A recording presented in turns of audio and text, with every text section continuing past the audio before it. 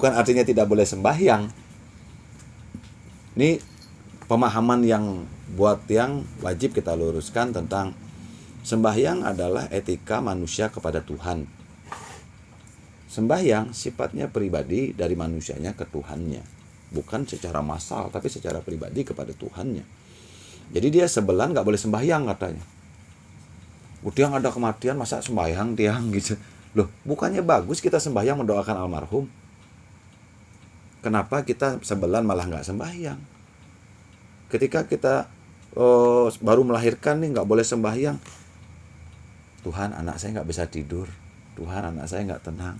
Tuhan, istri saya baru, mudah-mudahan diberi kesembuhan yang sebel. Itu Tuhan itu kan maha suci, artinya tidak terkotori. Ketika hatimu bersih menuju kepada Tuhan, kau nggak punya tempat untuk mandi, untuk mensucikan dirimu, tapi kau ingin berdoa kepada Tuhan, ingin bersembahyang kepada Tuhan.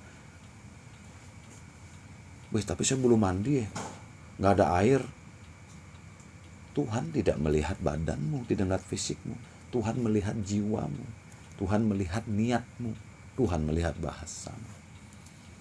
Makanya bayu sabda idep itu penting kan. Itu kenapa dia di dalam sastra kepemangkuan Om Siwa Sada Siwa Parama Siwa Bayu Sabda Idap Sudantan Nirwignam. Bayu sabda idep kita ini disucikan untuk memuja Tuhan itu tadi. Disucikan itu secara harfiah, secara lahiriah datangnya dari pemikiran kita. Ada yang mandi pakai air banyak, pakai sabun banyak, tapi pikirannya masih mikirin tentang nanti judinya menang atau kalah gitu. Nah, jadi cuntakenya datang dari pikirannya dia. Cuntake yang terbesar itu bukan darah. Manusia semua bawa darah, bawa kotoran di perutnya masing-masing. Cuntake itu ketika niat dia ke dalam sebuah persembahyangan atau upacara itu adalah untuk sesuatu yang tidak baik. Niat dia ke pura adalah untuk memamerkan apa yang dia punya, contohnya. Cuntake dah itu. Niat dia ke pura itu adalah untuk menunjukkan statusnya, cuntake itu. Kalau niat dia ke pura untuk sembahyang, bersih itu. Gitu. Cuntake itu adalah pikirannya. Jadi, kenapa perempuan datang bulan disebut cuntake? Karena cuntake itu kan banyak jenis tuh ya. Silahkan Anda supaya mau buka buku nih yang mendengar nanti nih. Buka aja cuntake itu apa. Kalau saya jelasin nanti Anda nggak buka buku gitu. Cuntake itu emosi. Salah satunya. Ketika kita emosi, cuntake kita. Marah-marah nih. Wah, cuntake kita. Sedih, cuntake juga.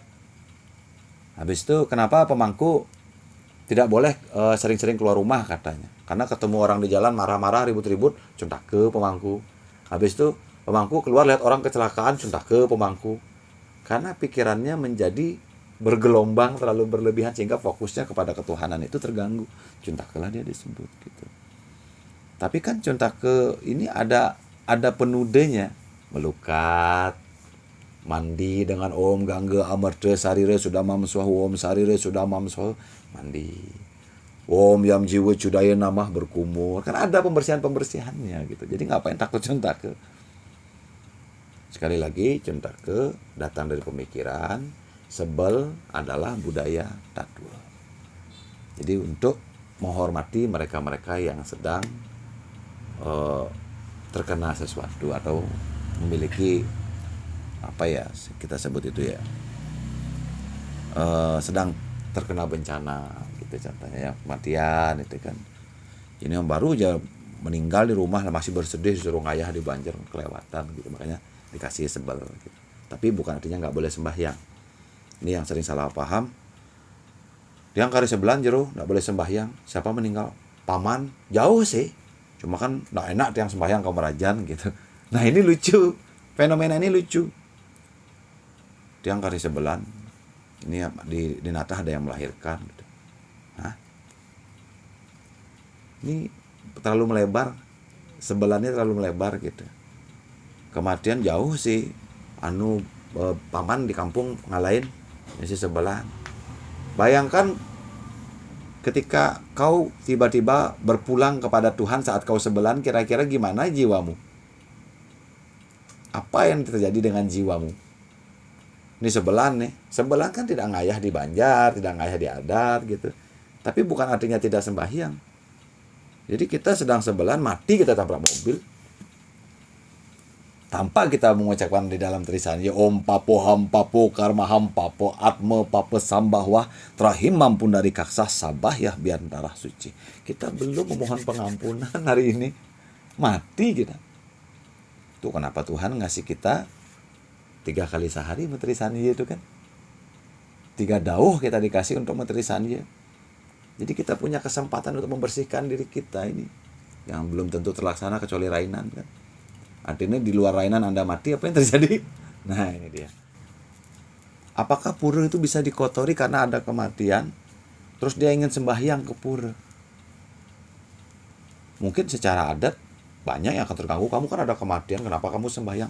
Dianggap membawa energi duka ke tempat yang disucikan gitu kan. Ya mungkin di merajanmu sendiri, nah sembahyang dulu sampai kau bisa menyelesaikan prosesnya sampai tidak sebelan lagi. Kan bisa dibijaksanakan demikian gitu. Karena tempatnya diupacarai, dibersihkan gitu. Ada beberapa pura yang tidak kena cuntake karena orang itu mau neduh, dia dalam kematian hancur hatinya. Dan dia punya keyakinan cuma di tempat itu aja hatinya bisa ditenangkan gitu. Karena niatnya dia neduh, memohon ketenangan, memohon agar dibukakan rasa penerimaan keikhlasannya dia tentang kematian. Contohnya bapaknya meninggal dan dia cuma di pura itu aja bisa mendapat ketenangan. Apa pernah ada Betara yang menendang umatnya gara-gara dia nyari peneduh? Apa pernah ada Betara duka gara-gara ada umatnya yang sedang memohon, memerlukan susunannya, dikeluar langsung ditendang dari pura gitu. Pada saat umatnya memerlukan susunannya. Tapi di mata manusia yang awam ini kan, oh kamu sedang sebel nih, sedang cuntake nih, ada kematian, kamu sembahyang di pura gede nih, pura disucikan dan segala macam. Nah ini kan beda. Makanya kalau itu terlalu berisiko, udah sembahyang di merajanmu sendiri aja. Tapi kalau memang itu sesuatu yang sifatnya panggilan gimana? Gitu kan, dipanggil sama susunannya gitu kan. Ada etikanya. Bagaimana caranya? Di beberapa lontar, beberapa kitab menjelaskan tentang saya baru ada kematian. Tapi saya juga terpanggil untuk ada piodalan. Contohnya dia ada piodalan di dalam pet. Waktu itu adalah Buddha Cambang Kelawu. Sedangkan dia ada kematian. Tapi dia harus ngayah di sana. Apa yang harus dia lakukan? Ada di beberapa kitab. Di mana kita melaksanakan pembersihan khusus dengan prasiste. Dilanjutkan dengan murwudaksina di Padma sana merajannya dia sendiri gitu. Ada etika tersebut. Etika itu kan tidak membakukan. Dia kan Weda itu berkembang menyesuaikan dengan zaman. Saya sedang sebelah nih cuntake, tapi saya dipanggil ngayah, gimana caranya? Itu udah mesepuh dia, meprasiste dia. Kalau dia pemangku mesepuh, kalau orang biasa meprasiste dia. Habis itu dia mengelilingi Padma sana sebanyak 3 kali murwudaksina, maka dia disebutlah lepas dari cuntaka atau sebel. Sama kayak orang baru pulang dari Seme kan, melempar air ke atap, dapat. Kan begitu modelnya ya. Tuhan tersucikan, kan disucikan. Beliau tidak terkotori. Maha suci itu kan tidak bisa dikotori. Habis itu dia sedang cuntake, tapi dia sedang mencari peneduh gitu kan, mencari ketenangan batinnya. Aku ada di mana-mana, aku ada dimanapun kau memujaku. Tapi dia tersugesti dengan sebuah tempat, contohnya pura gitu, bahwa di sana aja dia bisa dapat ketenangan. Habis itu dia celaka gitu. Kejadian ini kan tidak umum. Itu kebetulan terjadi kan. Kebetulan terjadi, dia sedang cuntake, tiba-tiba dia menuju. Jadi jangan disugestikan bahwa orang cuntake menuju pura, habis itu karena dia cuntake dia kecelakaan akhirnya gitu. Enggak begitu. Mungkin itu ujiannya dia. Saking kuatnya imannya, sekarang dia dicelakai, masih enggak dia akan ingat dengan susunannya dia tadi gitu. Mungkin itu ujiannya dia, secara batinnya dia, secara spiritualnya dia. Bisa saja demikian kan. Karena kita ini kan gampang yang begitu-begitu. Padahal saya sudah rajin sembahyang, malah dibikin bangkrut usaha saya. Udah maturan ke sana kemari, malah nggak dapat jodoh saya. Padahal saya sudah gitu. Nah, ini kan banyak yang kayak begitu nih, supaya yang namanya meyatnya itu menjadi gagal. Tuhan mengujinya dengan seperti itu tadi. Semakin tinggi pengetahuan orang, semakin banyak pula ujiannya. Namun ada kelebihannya. Dari pengetahuan tadi dia bisa menyikapi segala ujian tadi dengan ketenangan gitu. Jadi kelihatan orang yang belajar spiritual dengan benar, matanya memancarkan hal yang berbeda, cara berdialognya beda, nggak emosional dia. Habis itu cara dia bertingkah laku beda. Kadang dia justru kelihatan lebih luwes gitu. Orang yang spiritual tinggi itu seperti itu. Ada yang spiritualnya setengah-setengah baru dia sing dadi gitu. Ini kayaknya gelasnya sing sukle nih. Contohnya ya.